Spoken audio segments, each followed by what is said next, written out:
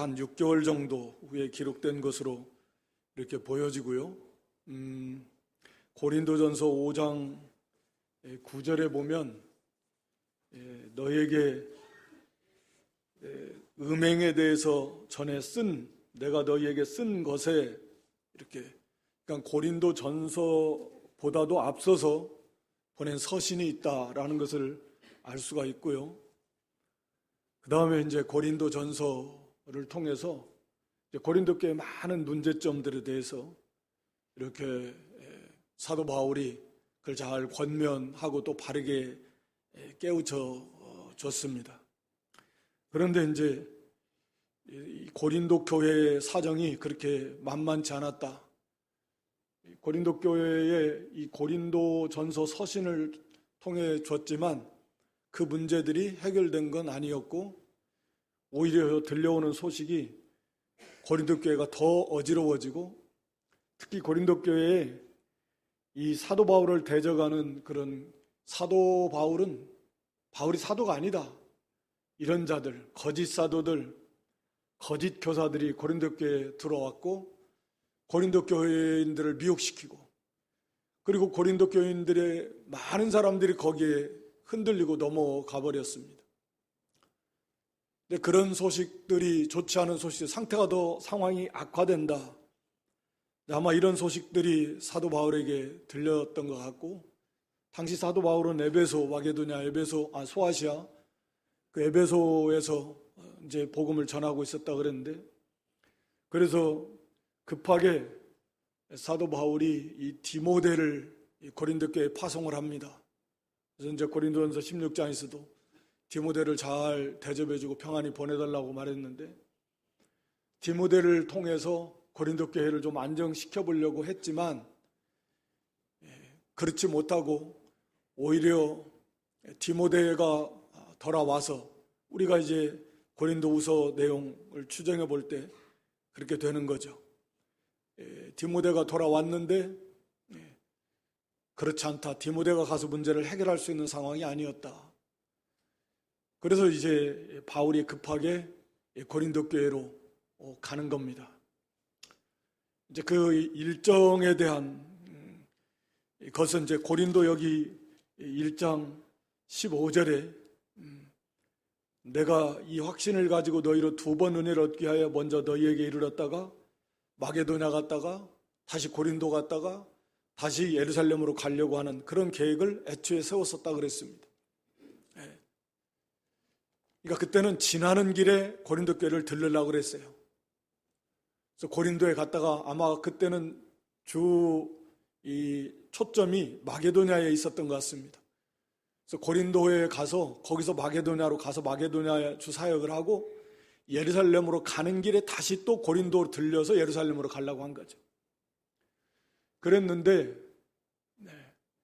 이게 이제 상황이 좋지 않아서 이제 고린도전서 이제 16장에 보면 그걸 바꿉니다. 내가 이제는 지나는 길에 가지 않겠다. 그러니까 아마 첫 번째 서신, 우리가 지금 전해지지는 않지만 고린도전서 5장 9절에 보면 이 전 고린도전서보다 먼저 보낸 서신이 있었던 것이 분명한데, 그때 아마 그런 계획을 밝혔던 것 같아요. 여기 고린도후서 1장 15, 16절에 기록한 내용을, 지나는 길에 너희를 들리겠다. 그랬는데 고린도 교회 상황이 좋지 않았기 때문에 바울은 고린도전서를 보내면서 계획을 조금 변경합니다. 내가 이제는 지나는 길에 너희를 들르는 게 아니다. 거기 고린도전서 16장 7절에 보면 이제는 지나는 길에 너희를 보기를 원치 않나. 오히려 마게도냐를 잠깐 거쳐서 너희한테 가서 겨울을 보내면서 여러 달을 같이 있고, 그런 다음에 거기서 예루살렘으로 가겠다. 이렇게 이제 방문 계획을 변경한 겁니다. 이를 두고서도 이제 뒤에 바울이 변명하는 것은 이걸 가지고 바울의 신실성을 의심하는 거, 공격하는 거죠. 뭐 이랬다 저랬다, 편할 때는 오겠다, 좀 힘드니까 안 오겠다, 그런 거 아니야. 왜 이랬다 저랬다 하는 거야. 그게 사도야? 막 이렇게. 그런 게 아니다라는 걸 이제 설명하는 건데. 그런데 그조차도 지금 디모데가 갔다 와서 사실은 이제 보고한 상황이 심각해져서 그래서 바울은 직접 이렇게 아마 배편으로 이 고린도 교회를 방문한 것으로 보여지고 그래서 거기에서 고린도 교회를 안정시키지 못하고 거의 쫓겨나다시피 다시 사도 바울은 에베소로 돌아올 수밖에 없었다. 그래서 이제 그 고린도후서 2장 4절에 가서 보면 눈물의 편지를 써서 보내는 거죠. 디도편에 눈물의 편지를 써서 보냅니다. 큰 애통과 눈물로써 그들의 회개를 촉구하는 그런 편지를 써서 디도편으로 보내는 거죠. 그리고 이제 바울은 지금 디도를 기다리고 있는데 고린도서 가서 보면 그래서 마게도냐 지역에서 디도를 만났습니다. 그리고 디도를 통해서 전해드는 소식이 그들이 회개했다는 놀라운 기쁜 소식을 듣고 이어서 이제 고린도 후서를 기록을 해서 보내게 되는 것이면서 이제 세 번째 방문이죠. 그러니까 세 번째 방문, 내가 세 번째 갈 때 아직도 회개하지 않고 아직도 바울을 대적하고 있는 무리들에 대해서 이제 많은 성도들이 대다수가 돌아섰기 때문에 그들이 끝까지 그때까지도 돌아서지 않고 회개치 않는다면 바울이 그때는 가서 엄하게 하나님 주신 권위로 그를 책망하겠다 라면서 이제 고린도 후서를 보내는데 그래서 이 고린도 후서에는 내가 사도다 라고 하는 면 자신이 고난받은 그 표징 바울의 공격이 많아요. 야, 다른 사람들은 뭐 엄청난 이적도 많이 체험했다는데 바울은 그런 게 있냐. 그래서 이제 12장 그 3층전에 간 거 말하는 거거든요. 내가 사도다는 계속 그것을 사도권을 다시 강조하고 있는 겁니다. 바울이 사도가 아니다라고 하면 공격하는 사람들이 돌아가지고 거기에 넘어가 버린 교회가. 그러니까 바울이 사도가 아니라고 하면 바울이 전한 말씀의 권위가 하나님의 말씀의 그 보증이 아닌 거예요. 하나님 그 바울이 전한 권위가 떨어져 버려요. 말씀의 권위가 떨어지는 거예요. 심각한 문제인 거죠. 그래서 이제 오늘 여기 1절에도 이제 그렇게 내가 사도다, 하나님의 뜻으로 사도가 됐다. 이 말씀 속에는 자칭 사도들, 또 사람에 의해서 세움받은 그런 사도들, 그런 거짓 사도들이 있었다라는 걸 이제 암시하고 있는 거죠. 나는 하나님의 뜻으로 말미암아 그리스도 예수의 사도가 됐다라고 이렇게 말합니다. 그래서 서신서마다 이걸 강조하는 것은 이게 중요하기 때문에 그래요. 바울의 사도권을 부인하면 바울이 전한 복음의 신뢰성과 권위가 떨어진다. 교회가 무너지는 거죠. 안 되는 겁니다. 그리고 이제 바울에 대한 여러 비난들이 있는데 그런 것들은 이제 살펴보면서 바울이 이제 지금 말씀이 먼저 여기서 1절에서는 이제 말씀드린 대로 나는 하나님의 뜻으로 세움받은 사도다 라고 하는 것을 다시 한번 일깨워 주고 있는 것입니다. 하나님의 뜻으로 사도됐다. 사도 바울만 그러겠습니까? 우리들도 하나님의 그 영원 가운데 있는 하나님의 그 뜻 가운데서 우리가 선택받았고 구원받았습니다. 하나님의 뜻 가운데서 우리가 이 땅에 태어났고 그리고 하나님의 그 놀라운 세밀한 완벽한 그런 하나님의 계획, 그 섭리 가운데서 우리가 구원받았고 몸된 교회로 인도받았고 우리가 또 직분도 받았고 이 사명을 감당해 나가고 있는 것이다. 그러니까 이게 하나님의 뜻, 하나님께 초점을 맞출 때에 우리의 그 위치, 우리의 정체성, 우리의 맡겨진 본분과 사명의 중요성과 이대성, 우리 교회의 그 존귀성, 이런 것들이 그 속에서 다 우리가 깨달을 수 있는 거죠. 그저 사람들만 모인 게 아닙니다. 교회가 그런 것이 아니잖아요.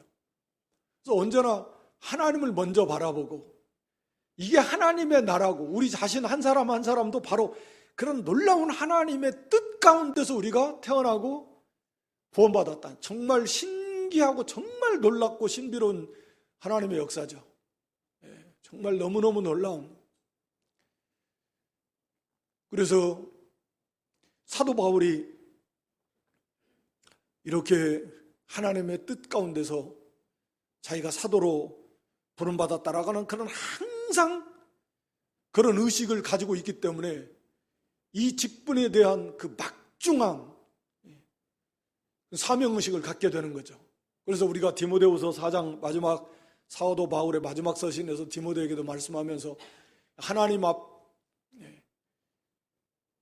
이 하나님 앞에 그리고 고난받으시고 또 승리하시고 다시 오실 그리스도 예수 앞에서 그의 나라를 두고 엄히 명령한다. 우리가 이 맡은 이 사명의 중대성이 얼마나 크고 하나님의 나라를 세워나가는 일과 이 일이 바로 하나님과 그리스도 예수 그 하나님 창조주 만주해주 어떻게 표현할 수 없는 그 하나님 앞에서 우리가 결산해야 될 정말 중요한 또 그것을 우리에게 맡겨준 이 하나님 나라를 세워나가는 일에 뭐 우리가 다 아는 건 아니지만 하나님 맡겨준 이 사명이 얼마나 중요한가 하는 것을 항상 잊지 않아야 된다라고 하는 거죠. 우리들도 마찬가지잖아요. 그저 그냥 그런 의식을 하지 못하기가 정말 쉬운데 그래서 항상 깨어서 우리가 하나님을 바라보고 하나님을 생각하면서 우리 자신도 돌아볼 수 있는 그 안에서 보게 되는 거죠. 우리의 정체성, 우리의 사명, 이게 얼마나 중요한 문제인가라고 하는 것이죠. 그래서 바울과 및 형제 디모데는 고린도에 있는 하나님의 교회와 또 나가에게 모든 성도에게 편지를 보낸다.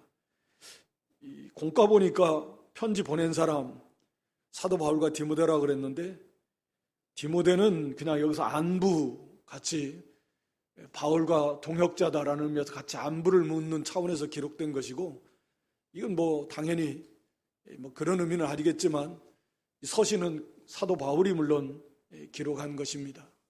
그리고 이 서신을 디모데 편에 이제 보낼 수는 있었겠지만 마치 편지 보낸 사람 해가지고 디모데도 바울과 함께 그렇게 기록했다는 의미는 아니에요. 조금 혼돈을 줄 수 있을 것 같은데 하여튼 간에 이렇게 자기의 사도권이 바로 하나님의 뜻으로 세움받았고 그리스도 예수를 증거하는 보냄받은 사람이다, 사도다. 그래서 교회, 고린도에 있는 하나님의 교회, 또 온 아가야에 있는 모든 성도에게 이제 이 서신을 보내는데 이 고린도에 있는 하나님께 고린도전서 1장에서도 마찬가지 말씀드렸지만 이 고린도라고 하는 지역은 특히 뭐 다른 세상도 다 마찬가지인데 특히 이 고린도는 음행으로 유명한 당시 사회에서 음행으로 가득 찬 그런 도시가 바로 이 고린도였다고 합니다. 고린도인답다 뭐 이런 표현하면 그건 아주 음행하는 사람, 그런 음행이 가득한 도시 고린도에 있는 하나님의 교회입니다. 이 말씀이 의미하는 바가 크잖아요. 언제나 이 세상 가운데 있는 하나님의 교회, 교회라는 에클레시아라는 단어가 이 불러낸 사람들의 모임입니다. 이게 말 자체가 모순 있는 것 같지만 고린도에 있는데 고린도에서 따로 불러낸 사람, 하나님께로 불러낸 사람들의 모임, 그게 하나님의 에클레시아, 하나님의 교회라는 거죠. 우리는 광명이라고 하는, 말은 세상은 광명은 아니지만 이름은 참 좀 광명. 그런데 이 어둠이 가득한 죄악의 도시가 세상이 다 소돔성과 같은 죄악의 도시인데 이 어둠의 세상 가운데에서 따로 우리를 구별해서 불러내서 하나님의 백성으로 불러낸 사람들의 모임, 그게 하나님의 성산교회, 하나님이 불러낸 사람, 그래서 하나님의 것으로 삼으신, 고린도에 있지만 고린도에 속한 게 아니고 이 세상에 있지만 세상에 속한 게 아닙니다. 교회라는 의미가 세상 가운데서 불러낸 사람들의 모임이라는 의미예요. 우리는 불러낸 사람들입니다. 따로 구별해, 거룩하게 구별한 사람들이에요. 그래서 하나님께 바쳐진 사람들, 하나님께 드려진 사람들이요. 그게 교회라는 의미고 성도라는 그런 의미입니다. 언제나 그 말씀에 우리가 묵상하면서 그게 우리의 정체성이니까 우리가 그런 존재다. 그러니까 당연히 그 속에 얼마나 많은 의미가 함축되어 있겠습니까? 그 고린도에서 해야 될 일, 이 죄악된 세상에서 우리가 광명에서 처한 그 환경 속에서 우리가 교회가 이 따로 구별한 불러낸 하나님을 삼은 이 하나님의 나라인 교회가 어떻게 일을 해야 될 것인가? 온 아가야는 뭐 고린도 교회가 속해 있는 그런 넓은 지역을 말씀하고 있습니다. 성도라는 의미는 다 그런 거룩한 무리들이 거룩에 구별해서 바쳐진 사람, 하나님께 바쳐진 사람. 그래서 거룩은 하나님에게 속한 겁니다. 하나님이 거룩하신 분이고, 그래서 거룩한 존재는 다 하나님께 속한 것을 거룩하다 그러는 거예요. 사람이 됐든 물건이 됐든 하나님께 바쳐졌다라는 의미입니다. 구별해서 우리가 그런 존재라는 거예요. 2절에 하나님 우리 아버지와 주 예수 그리스도로조차 은혜와 평강 있길 원하노라. 그냥 이거 상투적으로 하는 표현들이 아닙니다. 서신서마다 이것보다 더 좀 복된 그런 그 축복이 뭐 어디 있겠습니까? 은혜와 평강. 이 구약도 이런 개념인데 은혜와 평강이에요. 평강은 유대인들의 관점에서는 인간의 어떤 누릴 수 있는 최고의 행복의 세계, 그게 평강, 샬롬이라는 단어의 의미라고 하니까 하나님의 나라의 모습을 말합니다. 그 속에는 어떠한 불안의 요소, 어둠의 요소, 염려, 근심, 걱정의 요소, 어떠한 그런 요소도 하나도 없는 것이죠. 반대로 완전한 평화와 번영과 또 강건함과 기쁨과 안정됨과 그런 그 평화가 가득한, 그게 이게 샬롬의 세계인데, 그러니까 은혜와 평강, 당연히 이 평강은 은혜의 결과로서 오는 거였기 때문에 그것이 있기를 원하노라. 그러니까 교회마다 당시에 특히 이 초대교회, 사도시대의 교회들이, 대부분의 교회들이 고난 안 받는 교회들이 없었잖아요. 다 고난 가운데 있었고 환난 가운데 있었습니다. 그래서 그 당면한 문제들이 뭐 큰 틀에서는 다 고난이지만 세세하게 어떤 데는 뭐 물질 때문에, 어떤 데는 핍박 때문에 막 쫓겨나고 빼앗기고 또 감옥에 갇히고 매맞고 죽임당하고 막 이런 그 교회마다 그런 고난들이 많은데, 거기에 하여튼 경우에 따라서 거기에 맞춰서 이렇게 뭐 그것도 필요할지 모르지만, 한마디로 말하면 상황이 이런 상황 저런 상황 어떤 상황이 됐든 간에 하나님의 은혜 속에서 하나님의 그 은혜 가운데 평강, 그 모든 것을 다 뛰어넘는 그런 평강이 있기를 원한다라는 거죠. 그게 가능하다라는 얘기죠. 돈 문제가 됐든 육신의 문제가 됐든 죽음의 문제가 됐든 뭐 어떤 문제가 됐든 간에 하나님의 은혜, 그 하나님의 은혜 안에서 참된 평강, 그것을 누릴 수 있다. 그게 항상 서신서마다 은혜와 평강이 있기를 원하노라. 이게 기도해 주는 거잖아요. 이것을 우리가 그 은혜 속에서 이 평강을 찾고 누릴 수 있어야 된다는 거죠. 그러니까 은혜의 세계에 들어가면 그 하나님 주신 은혜 안에서 살면, 비록 완전하지는 않을지라도 그 안에서 참된 평강의 삶을 살 수 있다 라고 하는 겁니다. 그러니까 이런 환경, 저런 환경, 이런 문제들이 해결되져야 내가 행복한 게 아니라, 그런 것들 위해서 하나님의 은혜 안에서 그걸 이기고, 여기 고난도 마찬가지지만 이제 제목이 오늘 뭐 고난인데, 거기서 참된 평강의 삶을 살 수 있는 것이 이게 그리스도의 세계고 믿음의 세계고, 그러니까 우리는 어떤 환경에 얽매이는 존재가 당연히 아니다 라고 하는 거죠. 그래서 3절에 찬송하리로다, 너무 감사하니까 베드로 사도도 그랬지만 하나님의 구원의 은혜를 생각할 때 찬송이 터져 나오는 거죠. 그분은 우리 주 예수 그리스도의 하나님이시고 자비의 아버지시고 모든 위로의 하나님이시다 라고 이렇게 말씀합니다. 그러니까 하나님이, 우리 주 예수 그리스도의 하나님, 뭐 이런 표현은 그리스도와 하나님과의 관계, 우리도 하나님, 우리 하나님이라고 하잖아요. 우리 하나님. 거기는 여러 가지 의미가 있겠죠. 하나님 우리 하나님이고, 나는 하나님이 우리 하나님이에요.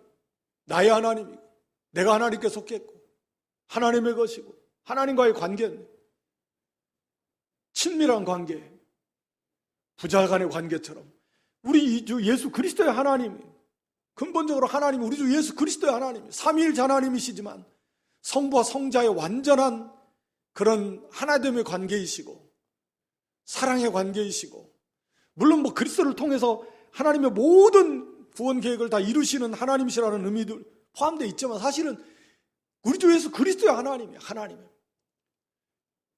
다른 말로 말하면 이 속에는 하나님 앞에 나아가기 위해서는 그리스도 예수님이 아니고서는 하나님과의 관계가, 바른 관계가 형성이 될 수 없다라는 거예요. 왜냐하면 하나님은 우리 주 예수 그리스도의 하나님이에요. 그러니까 우리 주 예수 그리스도의 하나님이시기 때문에 그 하나님과 우리가 어떤 관계, 바른 관계가 형성이 되기 위해서는 그 그리스도를 통하지 않고는 방법이 없는 거예요. 방법이 없습니다. 그래서 우리가 우리 주 예수 그리스도의 하나님 아버지니까, 우리가 예수님, 우리 주니까, 우리 주 예수, 우리가 예수님 안에 있으니까 하나님이 우리 아버지, 우리 하나님 되시는 거죠. 뭐 당연한 것처럼 생각이 되지만 그게 중요한 문제입니다.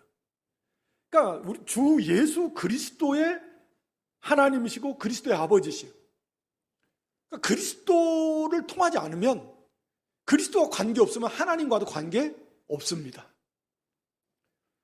그 그리스도와 관계, 그리스도 안에 있으면 당연히 우리 주님의 하나님이니까 우리의 하나님이 되고, 우리는 그리스도와 연합되어 있어요. 주님 그리스도의 아버지시니까 우리의 아버지시가 되시는 거죠. 그래서 아마 에베소서 1장에서도 찬송하라도 우리 주 예수 그리스도의 아버지 하나님께서 이렇게 표현하고 있는 것으로 기억하는데, 우리 주 예수 그리스도의 하나님, 그리스도의 아버지. 참 너무 감사하고요. 그래서 길이요 진리요 생명이 예수님, 나로 말미암아 예수님이 아니면 아버지께로 갈 방법이 없어요. 하나님은 주 예수 그리스도의 하나님이십니다. 그래서 예수 그리스도와의 그런 생명적 관계가 아니라면 하나님과도 그런 관계를 가질 수가 없게 되는 것입니다. 그 하나님은 자비의 아버지시, 모든 위로의 하나님, 모든 위로, 4절에서 모든 환난, 그러니까 모든 위로의 하나님, 참된 모든 종류의 위로 아버지께로부터 온다. 참 위로. 사람의 위로도 물론 위로가 되고도 하지만 완전한 참된 위로는 하나님의 위로. 그 하나님은 위로의 하나님입니다. 모든 경우에, 어떤 경우에도 사람은 한계가 있어서 위로가 안 되는 경우들이 너무 많아요. 위로할 수 없는 경우들이 너무 많고, 위로도 안 되는 경우도 너무 많고. 그런데 하나님은 그런 게 없어요. 모든 위로의 하나님이시고 모든 환난 중에서 우리를 위로하심, 위로의 아버지십니다. 아버지, 위로의 하나님, 우리 아버지. 자비, 하여튼 뭐 간략간략하게 가지만 긍휼, 이건 이제 구약의 개념으로 보면 라함, 엄마의 자궁을 나타내는 단어입니다. 그러니까 엄마가 이 갓난아기를 향한 그 애틋한 여기는 그 마음, 그게 긍휼이에요. 긍휼, 자비. 이게 여기 자비의 아버지는 바로 그런, 하나님은 하나님 백성에 대해서 그런 자비, 긍휼, 불쌍의 그런 마음, 그런 마음. 사실 엄마보다도 훨씬 더하죠. 요즘 엄마들은 뭐 버리는 엄마도 있더라.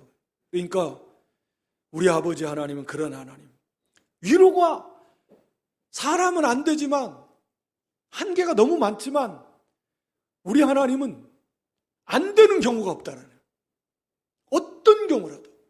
그러니까 하나님의 위로만 있으면 그냥 세상 말로 게임 오버, 끝나는 겁니다. 문제가 해결이 안 되는 게 없는 거예요. 그래서 모든 환난에서 우리를 위로하사 우리로 하여금 하나님께 받는 위로로서 모든 환난 중에 있는 자들을 능히 위로하게 하시는 이시로다. 그러니까 이게 무슨 말씀이요? 다른 사람들을 위로할, 나 지금 내 코가 석자이다. 내가 지금 죽겠는데 무슨 누구를 위로해줘? 보통 그렇게 말하. 내가 지금 죽게 생겼다. 내가. 근데 나보고 누구를 위로해 주란 말이냐? 내가 위로받아야 되는데. 그런데 하나님의 위로가 임하면 다른 사람을 위로해 줄 수 있다라는 말은, 나는 이미 그 하나님의 위로로서 내 문제가 다 해결이 돼버린 거예요. 그래서 나는 오히려 그 안에서 다른 사람을 오히려 다른 환난 받는 형제들의 그 위로를 가지고 하나님의 위로로 같이 위로해 줄 수 있는, 또 그 사람을 통해서 하나님의 위로가 함께 임하게 되는.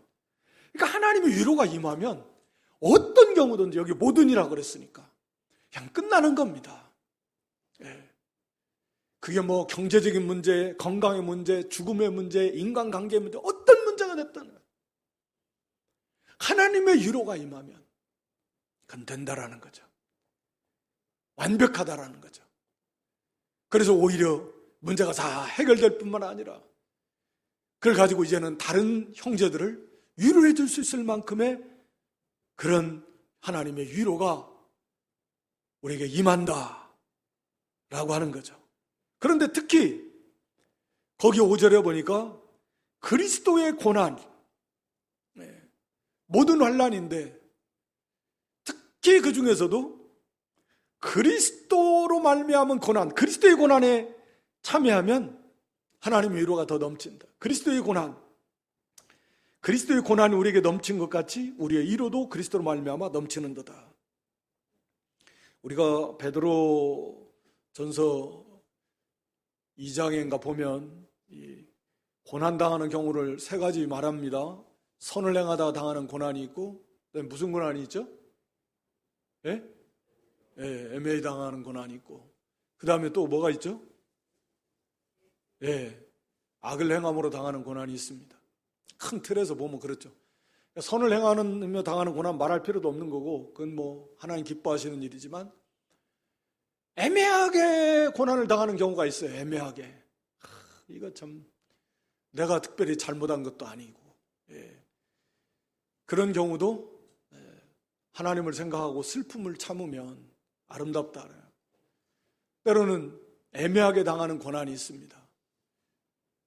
이런 육신의 질병도 내가 뭐 그렇게 죄로 따지자면 뭐 죄 없는 사람 하나도 없지만, 내가 이런 질병을 내가 얻어야 될 이유가 혹시 나한테 있나? 뭐 그걸 어떻게 알겠어요?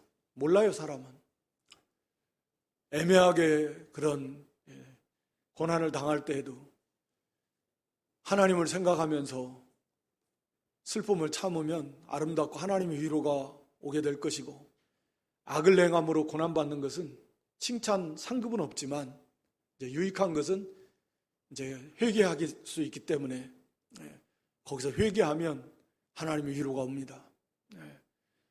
애통하면 하나님의 위로가 온다고 그랬잖아요. 그러니까 애통하는 자가 복이 있는 자는 하나님의 위로를 받을 것이며, 하나님의 위로, 참으로 애통하면서 회개하면 하나님의 위로가 왔어. 그러니까 모든 하나님의 위로, 어떤 경우에도 하나님이 위로해 주시고 그걸 넉넉하게 이기게 해 주시는데, 특히나 이 그리스도의 고난, 그리스도 때문에 당하는 고난, 그리스도의 이름, 복음을, 말씀을 순종하다가 당하는 고난, 예수님 믿는 것 때문에 당하는 고난, 뭐 다 그런 거겠죠. 복음 전하다 당하는 고난, 그렇게 그 고난, 그리스도의 고난이 우리에게 넘치는 까치. 그러니까 이 말씀은 그냥 당연시하는 거예요. 그러니까 그리스도 안에 있으면 그리스도를 따라가고 그리스도를 증거하고 그리스도를 닮아가려고 말씀을 순종하는 삶을 살면 그냥 고난이 넘친다. 다른 곳에서도 우리 그리스도 예수 안에서 경건하게 살고자 하면 그런 핍박을 많이 받고 하나님 나라에 들어가려면 환난도 많이 겪어야 되고, 그러니까 그리스도 안에서 이 세상은 그리스도를 미워하니까 그리스도 안에 있는 성도들도 미워. 너희를 먼저 미워하면 나를 먼저 미워한 줄 알아. 너희를 미워하면 나를 먼저 미워한 줄 알아라. 우리가 그리스도 안에서 있는 성도에게는 이 고난이 넘치게 되는데, 그럴 때 우리의 위로도 그리스도로 말미암아서 더 넘칩니다. 더욱 넘쳐요. 고난이 넘친 것보다 위로가 더 넘칩니다. 그래서 넉넉하게 그 고난을 다 이겨나갈 수 있게 해주시는 그런 하나님이십니다.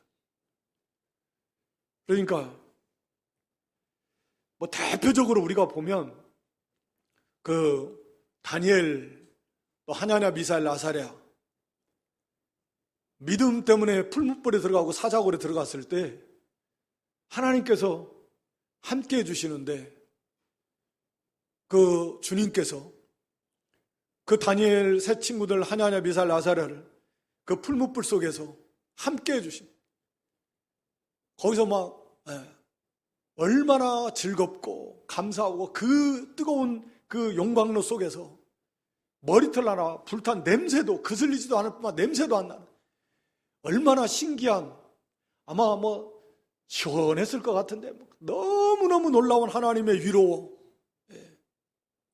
감사가 넘치고, 겉에서 볼 때는 이미 죽었겠지만 얼마나 뜨거울까, 얼마나 고통스러울까. 그러나 그 속에 들어간 사람, 밖에 있는 사람은 그렇게 보겠지만 그 안에 들어간 사람은 하나님의 위로, 그리스도의 위로가 함께하니까 전혀 그 뜨거운 용광로 불을 전혀 해를 받지 않을 뿐만 아니라 오히려 거기서 감사가 나오고 찬송이 나오고, 원리가 그런 거예요. 사자굴에 들어간 다니엘도 마찬가지일 것입니다. 밖에서 볼 때는 말이 그렇지, 사자 얼마나 무섭습니까? 직접 뭐 동물원 아니고서는 본 적이, 맞닥뜨려 본 적이 없겠지만 얼마나 무섭습니까? 막 겁이 나고, 막 사냥개 정도만 으르렁거려서 앞에 서도 그냥 얼어버릴 텐데, 사자는 뭐 이 상상이 잘 안 가는 거죠. 그런데 그 사자굴에다 던져놨으니까, 그런데 하나님이 딱 발톱이고 이빨이고 뭐 다 막아놓고 그 하나님의 은혜를, 그러니까 이것은 그 세계에 들어간 사람이 체험하는 겁니다. 밖에서는 몰라요. 어떻게 알겠습니까? 믿음 쓰다가 풀무불에 들어가 봐야 돼. 믿음 쓰다가 사자굴 속에 들어가 봐야 돼. 그래야 위로를 체험하는 거예요. 풀무불 속에 안 들어가거나 하나님, 예수님의 그 놀라운 은혜 체험 안 할래? 그게 좋겠습니까? 풀무불에 들어가서 은혜를 체험하는 게 좋겠습니까? 예? 나 안 들어가고 체험 안 할래. 나 고난도 안 받고 나 위로도 안 받을래. 고난 받는 것이 이렇게 하나님의 위로를 체험하는, 하나님을 체험하는 거죠. 하나님의 기적을 체험하고, 하나님의 위로가 얼마나 놀라운 것인가. 그러니까 우리가 빌립보 4장에서도 인간 모든 지각의, 그러니까 그것을 초월해버린, 인간의 지식이나 경험이나 지혜를 초월해버리는 거예요. 야, 이 상황에서 위로가 될까? 예를 들자면 어떠한 위로도 이때는 위로가 안 돼. 사람 생각은 그렇게 말하겠지만 하나님의 위로가 임하니까 그걸 뛰어넘어 버려요. 진짜. 그러니까 인간의 이 지각으로는 절대 알 수 없는 거예요. 그걸 초월해 버리는 거예요. 하나님의 위로. 마음의 평화. 야, 그런 상태에서 마음의 평화가 오겠어? 그건 인간의 한계죠. 옵니다. 하나님 주시는 거니까. 이게 하나님의 세계라는 거죠. 그 놀라운 하나님의 위로를 맛보고 하나님의 살아 역사하심을 알고 얼마나 믿음이 강해지고 담대해지고 자라나고 하나님이 가까워지고 하늘의 상급이 되고 얼마나 좋아요. 그 속에서 하나님의 놀라운 은혜를 체험하는, 그리스도를 닮아나가는, 고난도 없고 위로도 없으면 그냥 하늘 알갱이 그대로 있는 것처럼 썩어지지도 않는, 그래서 거기서 어떠한 생명도 나오지 않는, 이 고난의 유익이 많은데, 그래서 하나님이 고난을 받게 하시는 거죠. 우리 믿음을 연단시키시고 하나님의 은혜를 맛보고 누리고 체험하게 하시고 더 강하게 하시고 자라나게 하시고 하늘의 상급으로 쌓아두게 하시고 그리스도를 닮아가게 하시고, 오늘 여기 9절에는 하나님만 의뢰하라. 사람은 연약한 존재여서 틈만 나면 뭔가 좀 있는 거, 그거 자랑하려고 그러고 의지하려고 그러고 그러는데, 이 고난이, 그래서 바울은 이제 12장에 가서 그 육체 가시를 가지고 이제 그 말씀하는데, 그것도 공격의 대상입니다. 그러니까 여기서 왜 고난을 말하느냐면, 공격자들이 사도라며 무슨 놈의 고난을 저렇게 맨날 고난을 받냐, 사도가 하나님이 보내신 그리스도의 사도라며. 그런데 무슨 사도가 저렇게 가는 곳마다 저렇게 고난이란 고난, 감옥에도 갇히고 매도 맞고, 저게 무슨 사도야? 아니 무슨 고난을 저렇게 많이 받아? 하나님의 종이라며. 무슨 하나님의 종이 저렇게 무슨 병도 많고 뭔 일도 저렇게 안 되고 저기 하나님의 종 맞아? 얼마든지 그렇게 생각할 수 있고, 당시 사람들도 이 사도 바울에 대해 공격하는 거죠. 사도가 무슨 저렇게 고난을 받냐, 가는 곳마다. 사도가 아니니까 그렇지. 사도 같으면 하나님이 딱 지켜줘가지고 얼씬도 못하게 하고 일이 잘 돼갈 건데 저게 뭐야 저거. 얼마든지 공격할 수 있으니까. 그런가? 고린도 교인들이 그랬던 거죠. 그런가 보네. 맞아, 뭔가 좀 이상했어, 했어. 그러면 넘어가 버린 거예요. 한두 가지가 아니에요, 바울을 공격하는 것들이. 그래서 이제 그걸 쫙 고린도서는 그걸 전부 다 거기에 대해서 변호하는 건데, 바울은 그래서 하나님의 위로, 이 고난이 왜 필요한가? 그리스도의 고난은 반드시 필요하고, 고난으로 끝나는 게 아니라 거기에 넘치는 하나님의 위로가 있다. 하나님의 위로라는 말은 문자적인 의미는 하나님이 곁에 계셔서 가까이 딱 계셔가지고 이름을 불러주는 거예요. 그런 의미인데, 우리가 사도행전 18장에도 보면 사도 바울이 처음 고린도 지역에서 복음 전할 때 대적자들이 많고 힘들었을 때 그 밤에 그리스도께서 환상 중에 사도 바울에게 나타나셔서 두려워하지 마라. 내가 너와 함께 하겠다. 아직 이 성에는 내 백성이 많다. 그래서 주님이 나타나셔서 바울 위로해 주시, 그게 위로거든요. 그러면 그냥 문제가 그냥 싹 해결이 돼버려요. 그래서 고난이 많지만 거기에 하나님의 위로가 있고 하나님이 함께 하시는 사람, 그러니까 사도지. 고난 자체도 그리스도의 고난이, 그리스도 때문에 당하는 고난이고, 거기에 하나님의 넘치는 위로가 함께한다 라고 하는 거죠. 그래서 한 걸음 더 나가서 6절에 우리가 바울과 일행들이 환난 받는 거, 고난 받는 거, 그것도 결국은 너희의 위로와 구원을 위해서 이런 것이다. 복음 전하기 위해서. 그래서 너희들이 그걸 통해서 구원받고 위로받으려고. 또 이런 바울과 또 일행들의 그 고난 속에 나타난, 그 속에서 믿음을 지켜나가고 승리해 나가고 하나님의 위로를 체험해 나가는 걸 보면서 이들도 위로를 받고, 바울 사도는 저렇게까지 고난받는데 이게 무슨 고난이라고 위로가 되고 힘을 얻고 도전을 받고, 다 너희 교회를 위한 것이에요. 너희의 위로와 구원을 위함이고, 또 위로받는 것도 역시 마찬가지야. 너희의 위로를 위함. 위로를 받아서 계속해서 끊임없이 사역을 감당하고, 이 동일한 위로가 고린도 교인들에게도, 지금 고린도 교회 안에도 그 대적자들, 반대하는 자들로부터 환난당하고 어려움 당하는 성도들이 있는데, 그들에게도 동일한 위로가 너에게도 반드시 임할 줄을 확신하는 거야. 왜? 동일하신 하나님의 약속이니까. 믿음을 지켜나가려고 고난받으면 걱정할 게 없다. 하나님의 위로가 함께해서 능히 그 고난을 이겨나갈 수 있도록 해주실 것이다. 라고 하는 것입니다. 그래서 17절에 가면 너희를 위한 우리의 소망이 견고함은 너희가 고난에 참여하는 자가 누가 위로해도 그러할 줄 알미라. 확신하는 거예요.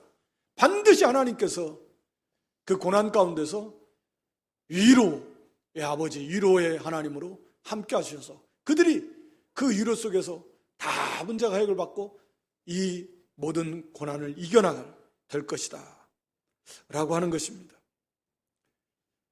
그래서 8절에도 마찬가지, 아시아에서 당한 이제는 다 끝났다, 죽음밖에 없다, 이제 죽는 일밖에 안 남았다라고 생각될 만큼의 그런 환난을 만났지만 그때에도 위로의 하나님께서 거기에 위로해 주신, 이런 고난을 주신 것도 우리가 자기를 의뢰하지 말고 하나님만, 죽은 자를 다시 살리시는 하나님만 의뢰해야 이 사명을 끝까지 잘 감당하겠으니까, 사도의 사역 모든 작품을. 그래서 이런 고난을 하나님이 주신 것이다. 근데 무슨 고난이 많다고 사도가 아니라고 비난하고, 야, 예수 믿는다면서 너 뭐 이렇게 고난이 많냐? 안 믿는 사람들도 그렇지. 교회 다닌다면 잘 되고 막 해야 되는데 무슨 교회 다니는데 저렇게 고난이 많아? 모르니까. 또 믿음의 어리도 아직 모르니까. 머리 지식으로는 아는데 이게 실제로 닥쳐보면 또 그게 잘 안 돼요. 잘 모르니까. 고난의 유익이 얼마나, 이 고난이 없으면 어떻게 자라나고, 어떻게 예수님 닮아가고, 어떻게 예수님 따라가고, 어떻게 하나님의 일을 체험하고, 위로를 어떻게 체험합니까? 정말 하나님의 위로를 받고 싶은데 고난이 있어야 위로를 받지. 고난이 없는데 어떻게 위로를 받냐고요. 위로받을 만한 일이 있고 위로받을 만한 환경이 돼야 위로를 받지. 날마다 막 세상 것에 하하호호 하는데 무슨 위로가, 하나님 위로를 맛볼 수 있겠냐 말이에요.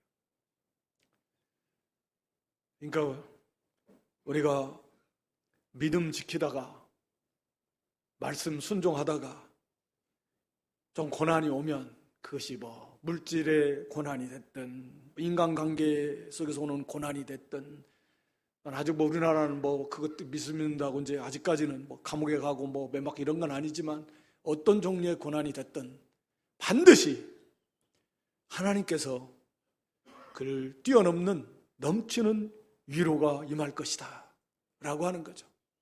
그 하늘의 위로, 하나님의 위로를 맛보고, 그러면서 감사가 넘치고 기쁨이 넘치고, 바울도 뭐 그걸 넘치게 체험하고 감옥에서 찬양하고 감사가 넘치고, 왜 부정적인 그런 그 의문보호가 아니라 오히려 저에서 감사하고 하나님의 위로로 오히려 다른 형제를 위로해주고,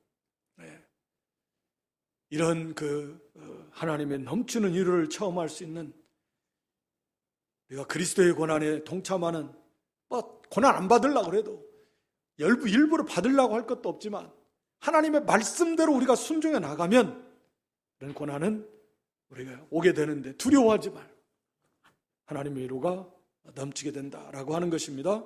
그래서 우리 좀 올해 한 해는 좀 어떤 것도 두려워하지 말고 오직 하나님 믿음 중심, 말씀 중심으로 나아가다가 고난이 오면 이건 막 복이 통째로 오는 건 줄 알고, 하나님의 위로가 이제 좀 있으면 온다, 이걸 바라보고 믿음으로 이렇게 나아가 많은 위로를 많이 체험하시는 그런 승리하는 한 해가 될 수 있기를 주님의 이름으로 축원합니다.